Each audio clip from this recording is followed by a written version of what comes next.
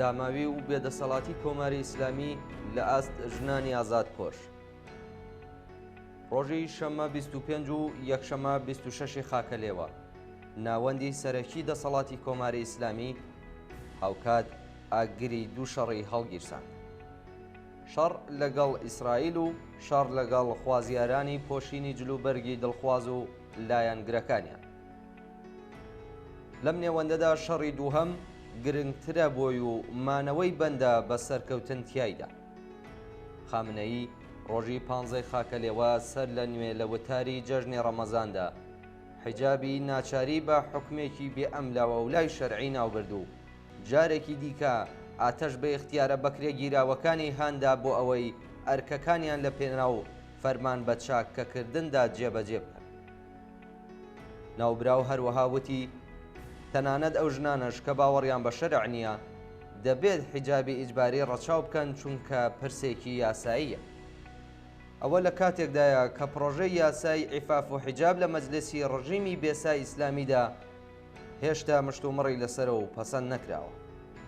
ئەوەندەی پەیوەندی بە بۆچوونی خەڵکەوە هەیە بەپێی ئەنجامی ڕاپرسیەکی تۆڕی شەرق کە سەر بە ڕۆژنامەی شەرقە لە خەزەڵوەری ساڵی 1402 هەتاویدا 84% خەڵک دژی ناچارکردنی ژنان بە پۆشینی حیجابی ئیجباری بوو.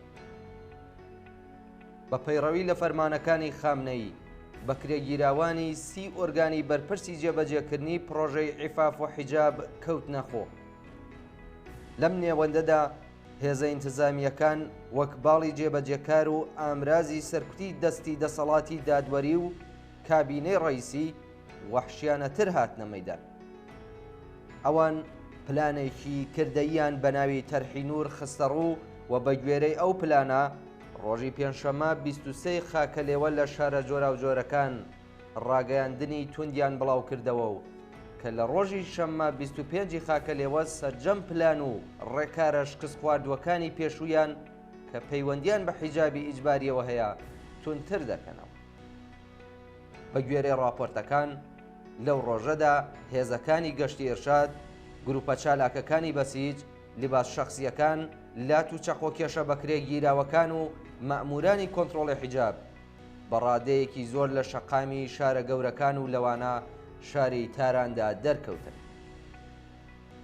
راپۆرتەکانی ناوچەی جۆگرافیای ملیتاریزەکراوی کوردستان ئاماژە بەوە دەکەن کە جگە لە گەشتی ئێرشاد هێزە تایبەتەکانیش لە ئاستێکی بەربڵاودا ئامادە بوون. هەڵسوکەوتی تونند و تیشتر لەگەڵ خوێندکارە کچەکان و لایەنگرانیان هەم لە گرتنەبەری ڕێوشوێن و هەم لە کردەوەی تونند و تیژی هێزە سەرکوتکەرەکانیاندا بەڕوونی پەرەی سندووە. ژمارەیەکی بەرچاو لە ژنانیش بە شێوازی جۆراوجۆر بەردەوام لە بەرامبەر ئەو یاسا و ڕێسانەدا لەسەر نافەرمانی و سەرپێچی کردن بەردەوامن. دوایی هێرشی فڕۆکەکانی ئیسرائیل لە 1 ئاڤریل بەرامبەر بە 13 خاکە لێوە بۆ سەر کۆنسوڵخانەی ئێران لە دیماشق، خامنەیی و بەشێک لە بەرپرسانی دەوڵەت و هێزە سەربازیەکان دەستیان کرد بە دروشم و هەڕەشە و گڕەشە. خامنەیی وتی کە کارێک دەکەن ئیسرائیل پەشیمان ببێتەوە. ناوبراو وتی ئیسرائیل دەبێت هەمبێ بکرێت. بەڵام هاوکات هێرشکردنە سەر ژنانی ئازادی خوازیشی لەبیر نەکرد، چونکە لەم سەنگەرەدایە کە زۆرترین زیانی بەرکەوتووە و دۆڕاندوویەتی. ژنانی وشیار و خەباتکار بەرجەستەکردنەوەی مەسەلەی حیجابی ئیجباریان لە وتاری جەژنی ڕەمەزاندا گەڕاندەوە بۆ بێتوانایی ڕژیم لە ڕوبەڕووبوونەوە لەگەڵ قەیران و گرفتە ئابووری، کۆمەڵایەتی و ئەمنیەتیەکان و هەروەها بێتوانایی لە ئاست وەڵامدانەوە بە پێداویستیەکانی خەڵک. راپۆرتەکانی چەند ڕۆژی ڕابردوو دەری دەخەن کە ژنانی ئازادی خواز و خەباتکار و لایەنگرەکانیان لە بەرامبەر هێرشی مەئمورانی سەرکوتگەردا بوێرانە خۆڕاگری دەکەن. لە مەیدانی تەجریش چەندین شەڕ و تێکەڵچوون لە نێوان ژنان و مەئمورانی گەشتی ئێرشاد ڕوویدا. گەشتی ئێرشاد هەوڵیدا لەو مەیدانە بە تونند و تیژی و لێدان و ئەزیەت و ئازار دەیان کەس لەو ژنانەی کە جلوبەرگی دڵخوازیان لەبەردا بوو و هەروەها پیاوانی پشتیوانیان دەستگیر بکەن، بەڵام لەگەڵ ناڕەزایەتی تند بەرەو ڕۆبوونەوە. بەکارهێنەرێک لە تۆڕە کۆمەڵایەتیەکان سەبارەت بە دیمەنی وەحشیانەی دەستگیرکردنی کچێکی تەمەن 17 ساڵ بەهۆی دژایەتیکردنی لەگەڵ حیجابی ئیجباری و خۆڕاگری بەرامبەر بە بەکرێگیراوان لە شەقامی وەلیعەزر نووسیویەتی کاتی ئەو ڕووداوە زیاتر لە 20 کەس بەوتنەوەی بێشەرەف نەفرەتی خۆیان لە دژی بەکرێگیراوان دەربڕی. بەوتەی پەیامنێرێک چەند کاتژمێرێک دوای دەستپێکردنی پرۆژەی نور نیوەڕۆی ڕۆژی شەممە 25 خاکەلێوەی 1403 هەتاوی ژمارەیەکی زۆر لە قوتابیانی قوتابخانەیەکی ئامادەی کچان لە تاران دوای مەرەخەزبوونیان بەبێ حیجابی ئیجباری و بەبێ گرنگیدان بە مەئمورانی گەشتی ئەرشاد هاتنە شەقام و بەکرێگیراوان نەیانوێرە ڕۆبەڕۆیان ببنەوە. بەوتەی هاوڵاتیەک بەشێک لە هێزەکانی پۆلیس کە لە شەقامەکاندا ئامادە بوون لەبەر ئەوەی نەیان دەویست هەڵس و کەوتی خراپ لەگەڵ ئەو ژنانە بکەن کە حیجابی ئیجباری ڕەچاو ناکەن و یان دەستگیریان بکەن، یەکیان دوو ئەندامی سوپای پاسدارانیان لە پەنا دەستیاندا دانابوو.